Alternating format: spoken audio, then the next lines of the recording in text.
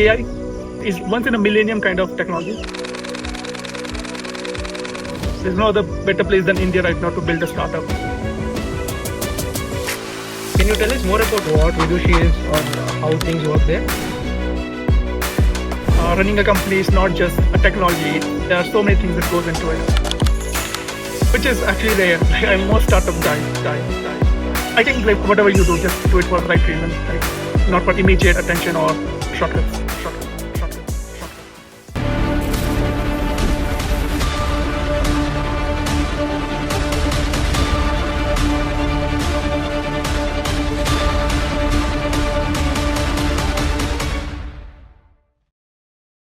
So, hi guys, welcome to the new episode of the podcast series. So, today we have our special guest Sanjay Thakur with us. So, he's the founder of Widushi, and there's a lot to learn about him. How about we just switch the spotlight on him and let's welcome to the show, Yeah. Sanjay. How about you tell us how you started this journey or where are you from, how things are happening now?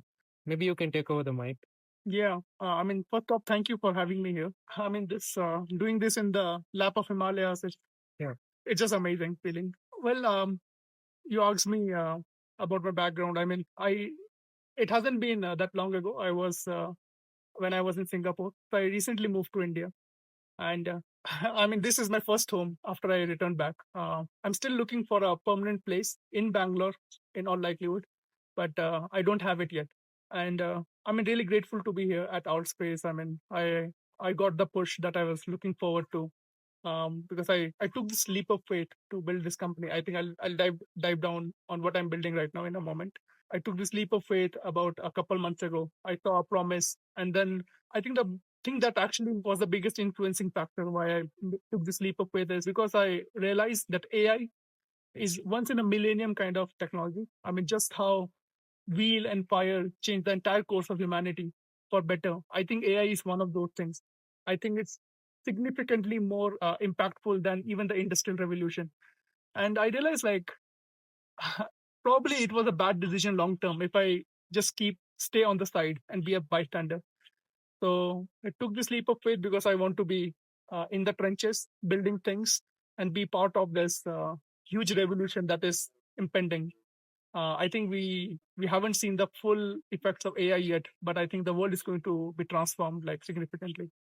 Just my awakening, or when it dawned upon me, it was an obvious choice why I would take the leap of faith. And I feel there is no better place right now on the planet. There's no other better place than India right now to build a startup.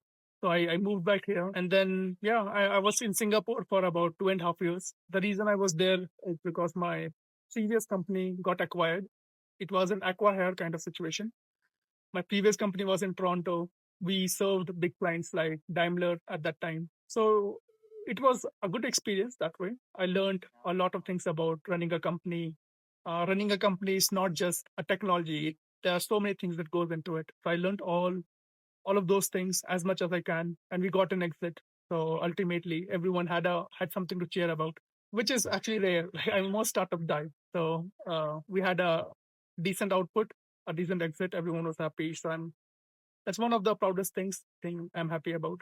Yeah. So before Singapore, I was doing that startup. I spent almost like 2 years doing that, and yeah. So my timeline, I'm speaking backwards, right? Going backwards. Yeah. And before that, I worked for another startup for a little bit, but that was not my true calling. So when I got this opportunity to pursue my own startup, I did that.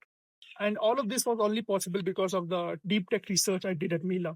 So I was privileged to get a scholarship to do my master's. So it was again a no-brainer to go to Mila and do my master's, which was completely sponsored. I published papers there. I have publications at top tier conferences like ICRA, and my total citation count really in multiple, like it's more than 700 already. Oh. So, which is quite rare, I think, for a master's student. But I think the biggest thing I would say is I understood how fundamentally things look like for AI. I understood its pros and cons. I developed that muscle for understanding what is feasible, not feasible. Um, yeah, so even those insights are coming in handy even now. I can sense what AI can potentially do, and anything that I want to commit my time to, that gut reaction really helps me identifying what is something that is easily copyable by others. That is all those trick and trade I learned during my time at Mila. Mila, like I was a part of Mila and McGill University. I was like, it was kind of like a degree that belonged to both Mila and Dual degree, is it? sort of like that. Yes, Mila and McGill University both. It was a great experience. I mean, those universities, they have so much resources. So it taught me a lot about what really makes a scientific community tick, what really leads to cutting edge science, the temperament, the personalities. So again, quite a fruitful experience, I would say. And then before that, I did my undergrad in computer science at NIT Jaipur. And again, even at that time, I was fortunate to be part of an incredible small group called Sign. I did a number of different projects, but I think two projects really stood out, which gave me a lot of recognition. I was part of app development, which was sort of like an initial prototype for Indian Railways on how to avoid the head-on collisions. So it was bought by Indian Railways ultimately. So it was quite a big thing at that time. I got a really good recognition at that time. I think that's why probably it was so easy for me to get an internship as well in Canada.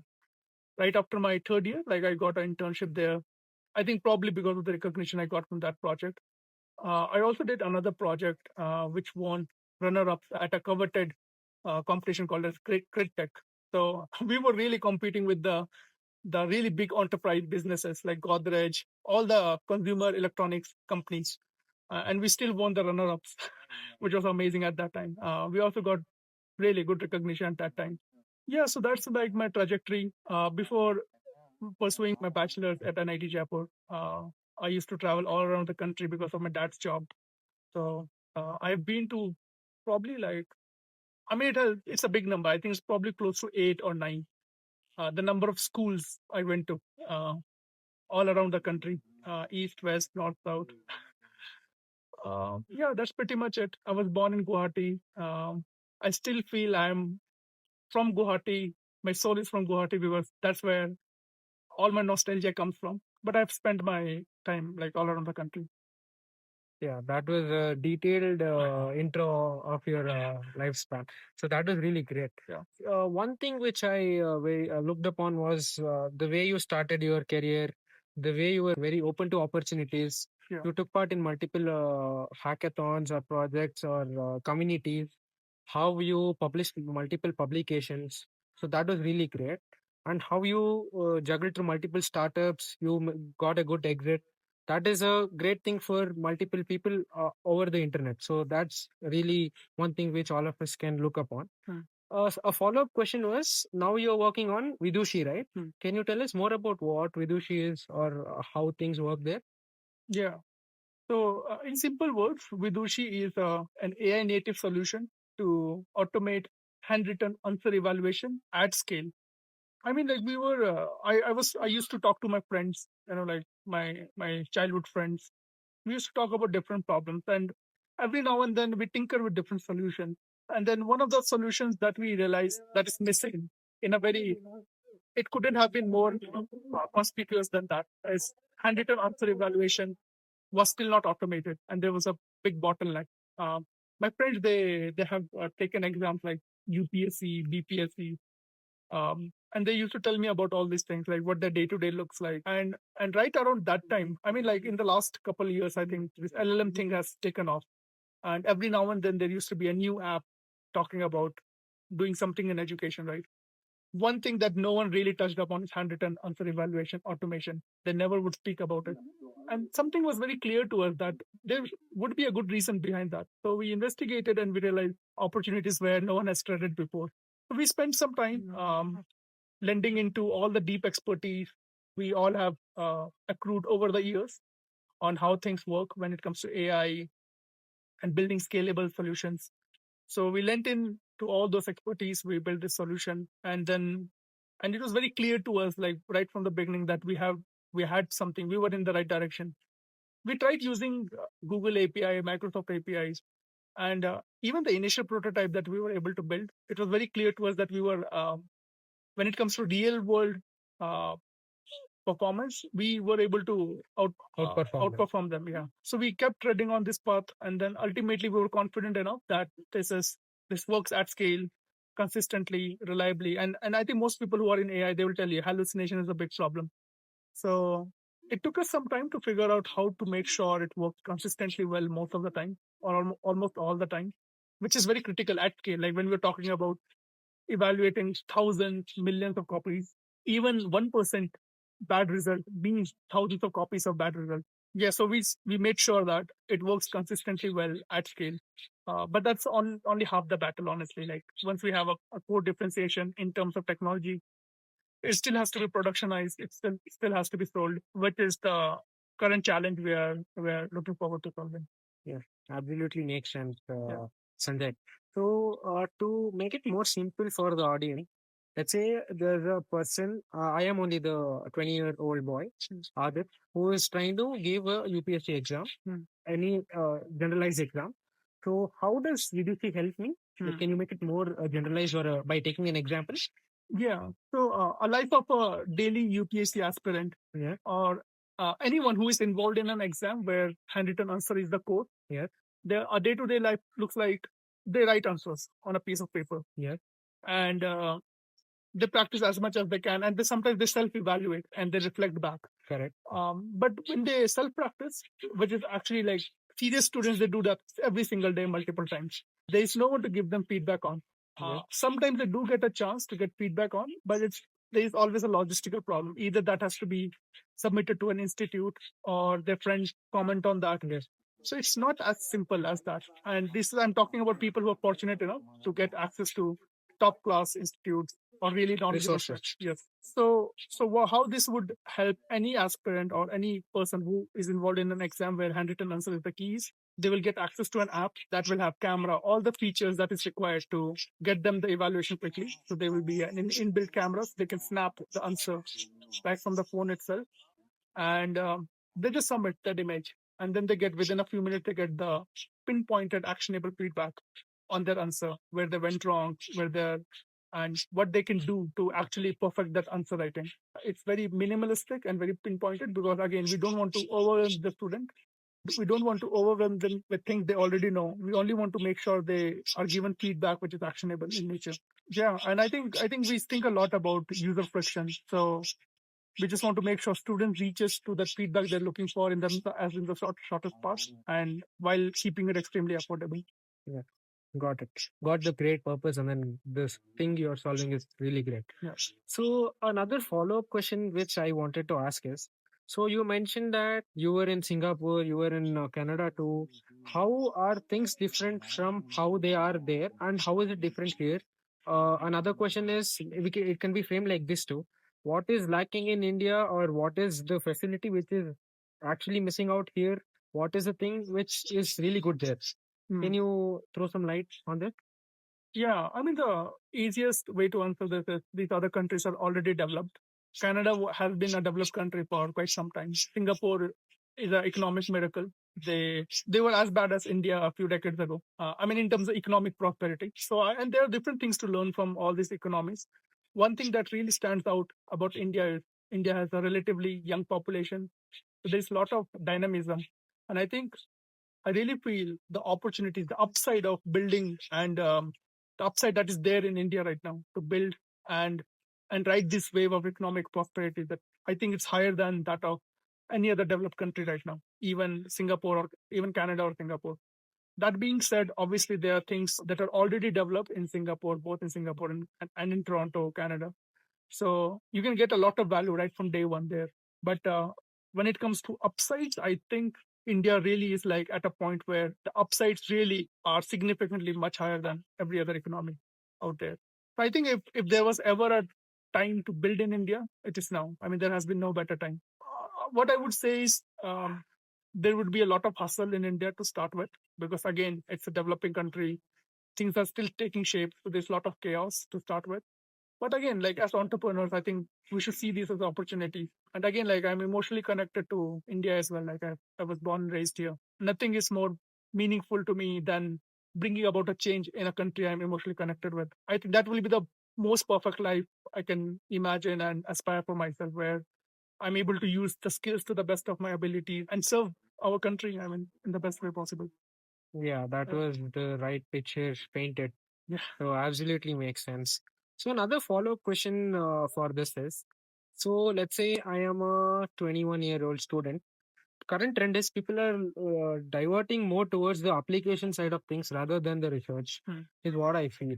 Yeah. So how do you think, like you were already mentioning that you had multiple citations, you published Yeah. multiple research papers Yeah. in Mila. So how do you think research is very important, or for a person at the age of 21 or 22, what are the advice or your suggestions how they see this domain? Any thoughts Yeah. on this? I think okay. So to start with, I feel both have their unique place. Like they are important for their own reason. And then they go hand in hand. I think. So research comes first. Production, I think, comes later, and both of them are indispensable. And I see them in different light. I feel. I mean, we need a lot of researchers, good researchers, to make some fundamental breakthroughs. But at the same time, I feel we should sometimes not confuse ourselves. What is engineering and what is research? So when, at least like for me, and this is my subjective myself speaking, I think when it comes to research, I think what really truly defines a research for me is breakthrough in some fundamental understanding on how things work. And then there's engineering, which also is about which is difficult engineering problems, and then there are layers to it.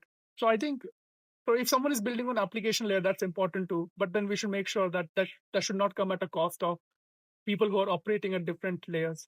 And Yeah. again, and one of the basic layers is the research. So I see it as a spectrum. Okay, so to answer your question, I think we need like a fairly reasonable distribution of people across all the parts of this in the spectrum. Um, and I think sometimes I feel like people are more drawn towards the application layer side of things, and you will see more people concentrated there because That is where the money is. Like that's where the money is, and it's more flashy. It's more rewarding. yeah. In some cases, it's more rewarding, but there's also more competition out there. Yeah. I mean, I feel there is like I think the only difference for me is I think all the parts of that spectrum they can be rewarding, but they're not as flashy. I really feel like people who are going into whatever layer, they know why they're going in that layer. And I hope that they have the wisdom though, to understand what is actually a truly meaningful effort towards solving a good problem versus what is just like a shortcut. I mean, you asked me, right, like a 21-year-old, if I have to say something to them about application layer and research. Yes. I think like whatever you do, just do it for the right reason, like not for immediate attention or shortcuts. Play the long term game, not the Yes, yeah, immediate. yeah, Yeah. yeah. I mean, I'm pretty sure like concepts like first principles thinking, and then yeah, I mean those things are important. Yeah, right choice of words, and then the way you put it was really remarkable. Another thing was, let's say you would recommend any five tools or any books which people are missing out on the internet and they have to Yeah, check it. Uh, I've read a number of books, especially in the last 10 years. I mean, I was never a bookaholic when I was growing up, but then I found like some really gem of books out there which transformed my life for good. So, I mean, the top of the list is 100%. There's a book called A Skeptic's Guide to the Universe. A Skeptic's Guide to the Universe is like, it taught me how to make sense of anything in this world where nothing makes sense. And it's all about scientific thinking and temperament, not just in research, but in everything in our life. And I think for me as an entrepreneur, I think I found a lot of value in that book just because I realized every now and then people will challenge no matter what you do. But then if you have data points to back up your theory, your conviction, it should be okay. So it just like made me value more my own reasoning process. It helped me devise my own internal compass and then the process I follow before I get to a conviction and how to not delude myself into short term thinking and be in denial like when there is a tough fact out there. So I think the most impactful book for me has been that. Beyond that, like I have read other books as well, other books that are I really like deeply admire, I deeply found valuable. Or I mean, there are some books in there are books like 1984. There's another book by the same author, I think, where pigs take charge of the world. Animal Farm. okay. I think it's the classic, but then that was my entry point into this world of like how politically things are there, like why some people act the way they do, and it's very clear that like they're not being authentic. And then things about communism. democracy. I mean, communism first, and that was quite fun. I mean, that was Good fun book. thing. Yes, yeah. What other book? Yeah, there's another book I really loved, and I try to assimilate as much as I can from that book. Is Skunk Works. It's that specifically explains in detail how Americans, like a small group of people, they were able to build a bomber, like a plane that was generations ahead of everyone else. So they built something in 1971, I think, which was stealth, and I think it was the fastest plane at that time. And still, I think continues to be the fastest plane. And I think it used to fly at 30,000 or 50,000 feet high, which is quite remarkable. I mean, there was some anecdote, like there were some examples where commercial airliner pilots thought there are UFOs out there because they would see something at twice the height that they were flying in. It used to be that bomber plane. But then again, like that's the output. But then what led to that output? What made that small group of people achieve such a great outcome from an engineering perspective? That journey into it, insight into it was really remarkable. So that taught me how engineering a technically first company should be run. What are the common pitfalls? That was a great book, Skunk Works. Another book is I'm reading that another book for the third time, Hard Things About Hard Things. Again, fascinating book because, and again, like I feel like people are more moved by movies like just, I think what was that Facebook movie, the social network. Yeah. Yeah, I mean it's just there's more to it than building startup than what is shown in that movie. And I think the hard things about hard things that book perfectly captures All what the it aspects. actually looks like on a Mm. day-to-day level. Right?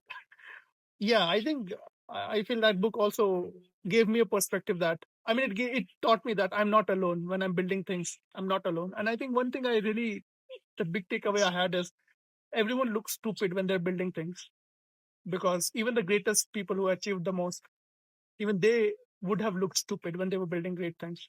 So it's totally okay because that's what day to day looks like when you're try to solve an important problem which hasn't been solved there. And the reason it hasn't been solved yet is because it's a difficult problem. Yeah, so these are quite a few books. There are other books too, but I don't think they stayed with me. These books impacted me the most. Yeah. I think you guys need to check this out. That was very informative. And another follow-up question was, let's say, just a hypothetical situation. Hmm. Let's say Vidushi or any other product fail. Hmm. How do you see yourself, or what are the steps you take or ensure that you are back at where you are now? So how do Yeah. you handle this situation? Yeah. I mean, I start with that daily thinking. I should be grateful for the opportunity I have. It's a tough journey out there, and then I understand there's a bit of luck involved too, which might not. It might just like work against you at any point. The odds are never 100%. A daily reminder to make the best effort out there and focus on the effort and not necessarily the result. Although, like the effort is to get the result to the best of our ability, so that really helps. And then, in case it doesn't work out, I think there's still something valuable we have built. So the mission should stay on the mission to solve the problem. And even if you don't solve the problem 100%, any movement towards the direction is still a valuable contribution, even if it doesn't come out in a form of a successful company. So to start with, we'll try to salvage something that will still help the world, the community go forward. Um, and then I'm really not worried too much because I'm fairly confident of my skills. I'm a deeply technical person. I understand how businesses are built and work and how they work, but then I, I still think I'm a deeply technical person and I can solve really hard problems technically. So there's no shortage of problems that are out there to be solved. Yeah, I'm not too really worried about it as long as I'm trying to solve something important out there. I'm pretty sure whatever I spent my considerable amount of time I, I'm pretty sure I'll build something useful out there.